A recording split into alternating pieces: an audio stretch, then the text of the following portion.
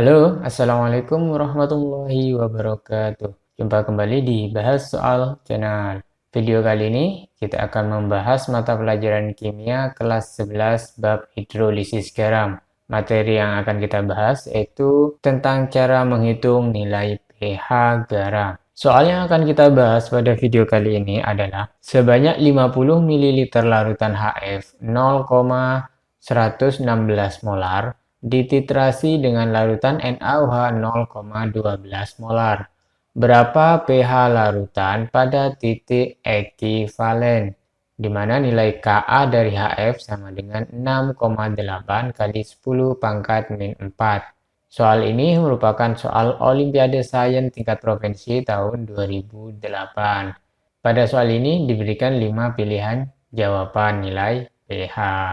Nah, sebelum kita lanjutkan pada pembahasan, jangan lupa untuk like, share, dan subscribe di Bahas Soal Channel. Atau follow Bahas Soal Channel di Twitter, @bahas_channel, di Facebook page, atau bisa tonton video-video Bahas Soal Channel di Facebook Watch di @bahas_soal_channel atau di IGTV di @bahas_soal_channel agar bisa mengikuti update-update pembahasan soal-soal terbaru dari Bahas Soal Channel.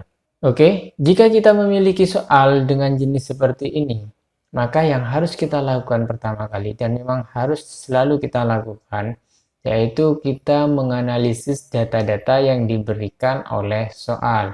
Pada soal di sini diketahui 50 mili larutan HF, jadi 50 mili berarti ini adalah volume dari larutan HF, di mana larutan HF ini memiliki nilai 0,116 m. Nah, ini artinya molaritas atau konsentrasi, di mana larutan HF dengan volume 50 mili dan molaritas 0,116 molar itu dititrasi dengan larutan NaOH yang memiliki konsentrasi 0,12 m. Jadi ini adalah data-data yang diberikan pada soal.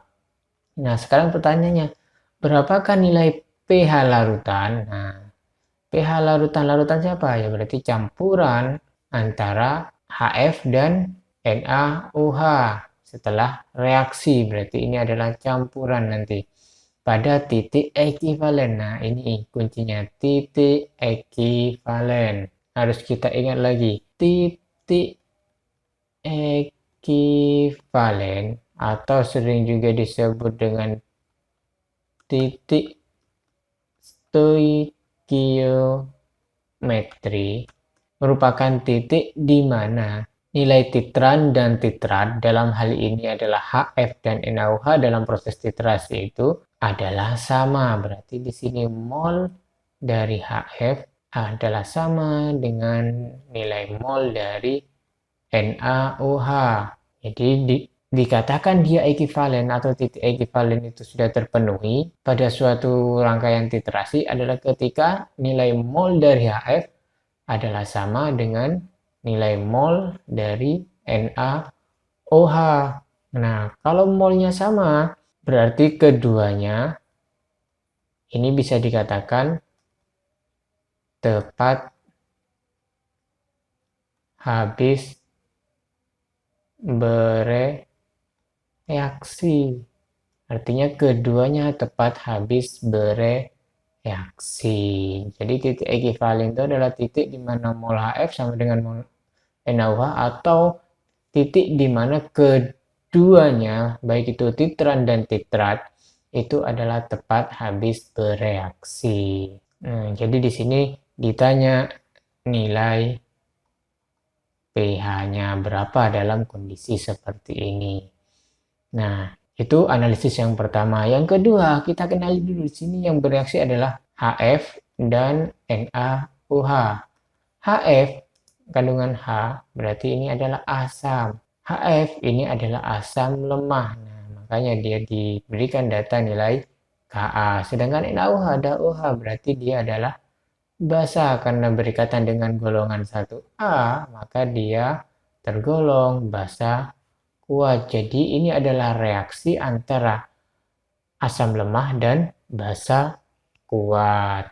Nah, secara mendasar sebenarnya reaksi asam lemah plus basa kuat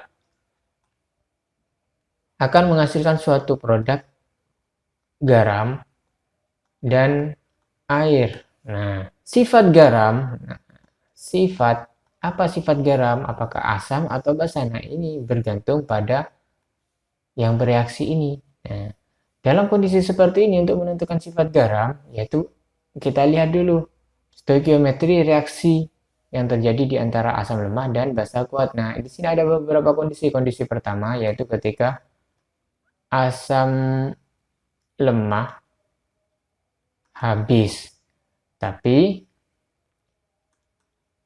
basa kuat bersisa, maka garam yang dihasilkan akan bersifat basa. Nah, garam yang dihasilkan akan bersifat basa dan pH dihitung karena ini basa kuat berdasarkan rumus basa kuat.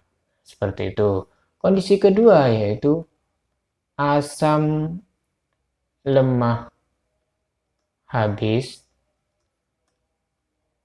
basa kuat juga habis. Maka di sini garamnya akan terhidrolisis. Nah, garamnya terhidrolisis karena yang bersisa kalau ini habis berarti yang tersisa dalam sistem tersebut adalah garam dan air. Maka garam akan bereaksi dengan air yang dihasilkan, maka dia akan terhidrolisis. Karena dia dari asam lemah dan basa kuat, maka garamnya akan bersifat basa. Nah, ini bisa dilihat dari reaksi hidrolisisnya. Basa kuat berarti kationnya di sini, kation basa kuat itu tidak terhidrolisis.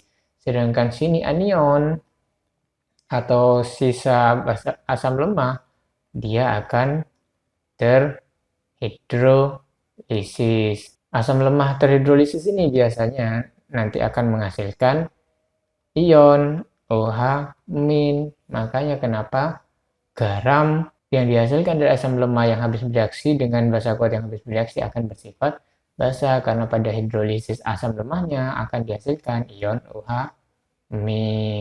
Selanjutnya kondisi ketiga yaitu asam lemah bersisa, basa kuat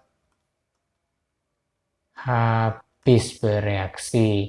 Maka ini namanya atau akan dihasilkan suatu larutan yang bersifat buffer atau penyangga. Jadi akan menghasilkan larutan penyangga ketika asam lemahnya bersisa, basa kuatnya habis bereaksi. Nah, karena pada soal yang kita miliki tadi ditanya pH pada titik ekivalen, artinya yaitu ketika mol asam lemah dan basa kuat itu adalah sama, artinya keduanya tepat habis bereaksi tadi kan. Berarti asam lemah habis, basa kuat habis, maka akan terjadi hidrolisis garam. Berarti nanti perhitungan pH-nya berdasarkan pH hidrolisis garam, yaitu menggunakan rumus pH basa. Nah, bagaimana cara menyelesaikannya? Nah, sekarang coba kita tulis ulang dulu yang diketahui tadi. Volume HF sama dengan 50 mili. Kemudian molaritas HF itu adalah sama dengan 0,116 molar. Kemudian molaritas NaOH sama dengan 0,12 molar. Dan Ka dari HF sama dengan 6,8 kali 10 pangkat min 4. Nah, karena tadi titik ekivalen itu artinya mol HF adalah sama dengan mol NaOH, maka di sini kita hitung mol HF ini sama dengan, karena diketahui volume dan molaritas, langsung saja molaritas kali volume. Maka mol HF di sini sama dengan 0,116 kali 50 mili. Nah, karena mili nanti hasilnya adalah milimol. Maka hasilnya di sini 0,116 kali 50 adalah 5,8. Jadi mol HF adalah 5,8 mol. Berarti sama dengan juga dengan mol NaOH. Sehingga ketika kita tuliskan reaksinya, HF ditambah NaOH akan menghasilkan garam. Garamnya yaitu Na dengan anion, berarti NaF plus H2O. Jadi sini awal 5,8 milimol. NaOH belum ada karena proses filtrasi. Kemudian reaksinya tadi adalah ekivalen, berarti mol HF sama dengan mol NaOH. Berarti sini mol HF milimol akan habis, maka juga akan dibutuhkan 5,8 milimol.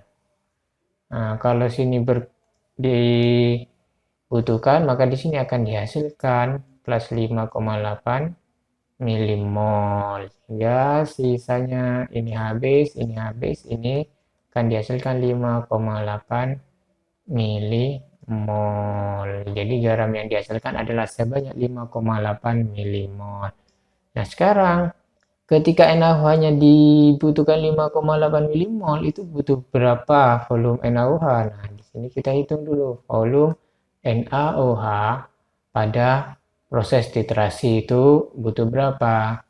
Karena di sini sudah diketahui mol, di sini ada konsentrasi, maka kita pakai rumus konsentrasi aja. Mol konsentrasi sama dengan mol per volume, sehingga volume sama dengan mol per konsentrasi, yaitu 5,8 milimol per konsentrasinya yang digunakan 0,12 molar, sehingga volume NaOH yang digunakan pada titrasi tersebut yaitu 5,8 milimol dibagi 0,12, karena di sini milimol maka satuannya nanti mililiter, yaitu hasilnya 48,33 mililiter.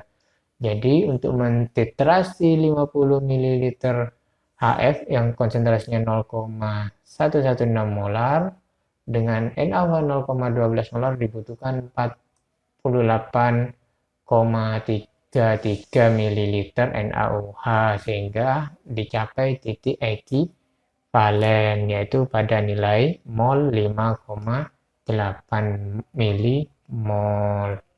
Saya bagi dua dulu sini. Selanjutnya kita hitung pH garam yang dihasilkan. Karena tadi garamnya bersifat basah, maka kita pakai rumus pH basah yaitu 14 min POH, di mana POH sama dengan min log OH min, dan OH min rumusnya untuk hidrolisis garam yang sifatnya basah itu adalah Kw per Ka kali konsentrasi garam kali valensi garam. Nah, ini rumus yang akan kita gunakan. Tadi reaksinya yaitu HF tambah NaOH akan menghasilkan NaF plus H2O. Jadi ini garamnya adalah NaF. Kalau di hidrolisis, NaF itu dari Na plus H2O. Nah, karena Na plus ini dari kation basa kuat, maka tidak terhidrolisis. Sedangkan F- plus H2O, dia akan bereaksi kembali menjadi HF plus OH-. Nah, karena dihasilkan OH- ini, maka ya sifatnya basah. Nah, karena pada reaksi hidrolisis garamnya dihasilkan satu OH-, berarti valensi garam ini adalah satu. Jadi valensi garamnya sudah ketemu karena OH- yang dihasilkan adalah satu, berarti valensi garamnya satu. Nah, untuk konsentrasi garam, karena garamnya sudah ketahuan NaF, maka di sini konsentrasi NaF sebagai garam tadi sudah diketahui molnya, maka sama dengan mol per volume. Molnya adalah 5,8 milimol. Volumenya di sini yaitu volume total karena garam dihasilkan setelah reaksi, berarti setelah pencampuran. di mana volume HF tadi adalah 50 ml ditambah volume NaOH tadi yang digunakan yaitu 48,33 ml.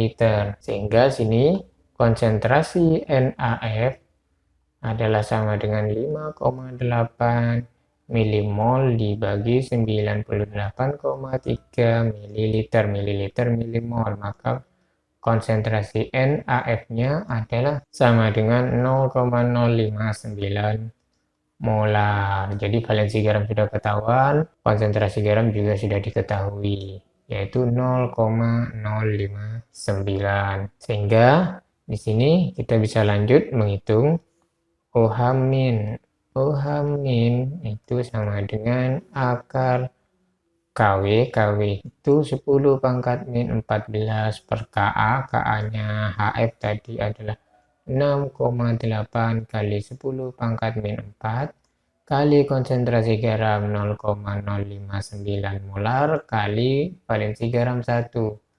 Maka konsentrasi OH- sama dengan 86,8 kali 10 pangkat min 14, sehingga OH- diperoleh 86,8 itu kalau diakarkan 9,31, 10 pangkat min 14 diakarkan 10 pangkat min 7 molar. Jadi OH-nya ketahuan. Nah, selanjutnya setelah OH- ketahuan, maka kita naik ke POH. POH sama dengan min log OH-, berarti POH sama dengan min log 9,31 kali 10 pangkat min 7, berarti POH sama dengan 7 min log 9,31. Selanjutnya ke pH, berarti pH sama dengan 14 min karena ada dua suku, yaitu kurangi 7 min log 0,931, berarti pH sama dengan 14 dikurangi 7, 7 min kali min plus log 9,31. Nah, 9,31 ini kalau dilogkan sama dengan 0,97, jadi 7 tambah 0,97 berarti sama dengan 7,97. Jadi pH pada titik ekivalen pada titrasi HF dan NaOH tadi adalah 7,97. Jadi nilai pH-nya 7,97 yaitu E. Nah, jadi ketika 50 ml larutan HF 0,116 molar dititrasi dengan larutan NaOH 0,12 molar, maka pH larutan pada titik ekivalennya yaitu 7,97. Jadi bagaimana? Mudah kan? Nah, jika masih ada yang belum dipahami atau ada yang ingin ditanyakan, silakan tulis di kolom komentar di bawah. Oke, itu pembahasan dari soal tersebut. Jika dirasa video tadi bermanfaat, jangan lupa untuk like, share, dan subscribe. Sampai ketemu di pembahasan berikutnya di Bahas Soal Channel.